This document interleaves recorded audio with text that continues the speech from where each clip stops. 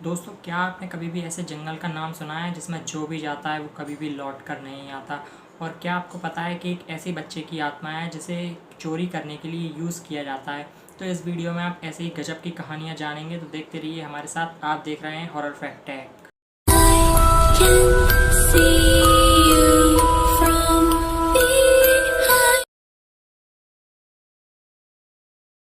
दोस्तों, नंबर 1 पे आता है ओकिगारा सुसाइड फॉरेस्ट। ये जंगल जापान में स्थित है। इस जंगल को सुसाइड फॉरेस्ट इसलिए कहा जाता है क्योंकि 1915 के बाद इस जंगल में 500 से भी ज़्यादा लोग मर चुके थे। अगर आप इस जंगल में जाते हैं तो आपको चारों तरफ लोगों के कपड़े, जूते वगैरह टंगे दिखाई देंगे और कोई भी इस जंगल में अकेला जाने से कतराता है। इस जंगल में इतनी ज़्यादा सुसाइड होने की वजह यहाँ पर रहने वाले भूत प्रेतों को माना जाता है, जिसके कारण यहाँ आने वाले लोग ऐसा कदम उठाने के लिए मजबूर हो जाते हैं। तो दोस्तों, दूसरी हमारी कहानी है टोयल की। इंडोनेशिया और बहुत से एशियन देशों की लोक कथाओं में माने जाने वाला एक ऐसे बच्चे की आत्मा है जो जन्म लेने से पहले ही अपनी माँ की कोख में मर जाता है। टोयल का काम चोरी करना और दूसरों को नुकसान पहुंचाना है, लेकिन ये किसी की भी हत्या नहीं करता है। इसकी आत्मा को काले जादू से बुलाया जाता है और दूसरों के घर में चोरी करने के लिए या फिर उन्हें नुकसान पहुँचाने के लिए इस्तेमाल किया जाता है। बहुत से देशों में टोयोल पर आज भी विश्वास किया जाता है और माना जाता है कि अगर आपके घर से बार बार कोई चीज़ चोरी हो रही है तो ये टोयोल का काम है। और अगर कोई व्यक्ति एकदम से अचानक से अमीर बन जाए तो उसके पास टोयोल है। दोस्तों, हमारी तीसरी कहानी है एसाकुरा हॉस्पिटल। एसाकुरा हॉस्पिटल जापान की सबसे ज़्यादा भूतिया जगह मानी जाती है।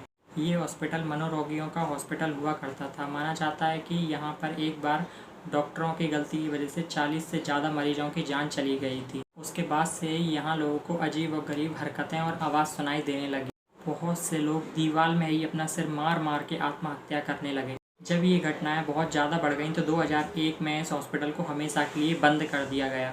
दोस्तों, हमारी चौथी कहानी है ला लोरोना की।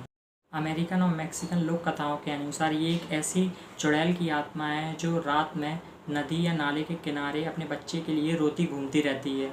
इसीलिए इसे द वीपिंग वुमेन भी नाम दिया गया है। वहाँ की लोक कथाओं के अनुसार एक मारिया नाम की बहुत खूबसूरत सी औरत जो 2 बच्चों की माँ होती है, वह एक दिन अपने पति को किसी और दूसरी औरत के साथ देख लेती है। इससे मारिया इतनी ज़्यादा परेशान हो जाती है कि वह अपने छोटे छोटे बच्चों को पानी में डुबोकर मार देती है। इसके बाद मारिया को अपनी गलती का एहसास होता है और वो भी पानी में डूबकर मर जाती है। माना जाता है कि इसी घटना के बाद मारिया रात में अपने बच्चों की तलाश में पानी के किनारे घूमती रहती है।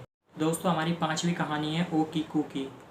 ओकीकू जापान की भूतिया गुड़िया मानी जाती है। माना जाता है कि 1918 में एकिची सुजुकी नाम के लड़के ने ये गुड़िया अपनी 3 साल की बहन ओकीकू के लिए खरीदी। उसी के नाम पर ही गुड़िया का नाम भी रखा गया था। मगर कुछ समय बाद उस लड़की की मौत हो जाती है और उसके बाद उस गुड़िया में अजीब और गरीब हरकतें देखने को मिलती हैं और उसके बाल अपने आप बढ़ने लगते हैं। उसके परिवार के अनुसार ओकीकू को उस गुड़िया से इतना ज़्यादा लगाव था कि उन्हें लगता है कि उसके मरने के बाद उसकी आत्मा उसी गुड़िया में आ गई है। उसके बाद उसका परिवार उस गुड़िया को जापान के मनीजी टेम्पल में दे देते हैं। माना जाता है कि इस गुड़िया के बाल अभी तक बढ़ते हैं और मंदिर का साधु समय समय पर उसे काटता रहता है।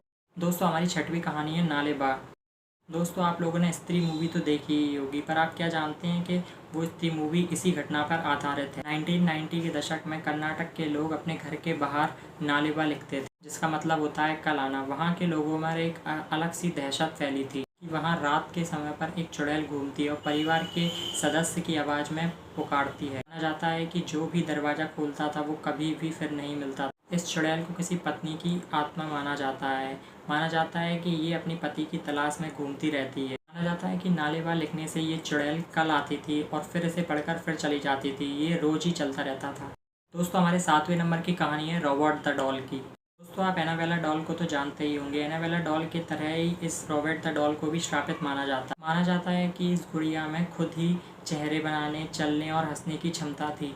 यह गुड़िया फ्लोरिडा के पेंटर रॉबर्ट ऑटो की थी। इस गुड़िया को ईस्ट मार्टेलो म्यूजियम में रखा गया है। माना जाता है कि अगर आप कभी भी इस गुड़िया को वहां देखने जाएं तो कभी भी इसके पास आकर इसकी बुराई नहीं करें, क्योंकि ये सुन लेती है। तो हमारी 8वीं स्टोरी है ब्लडी मैरी इल्यूजन की।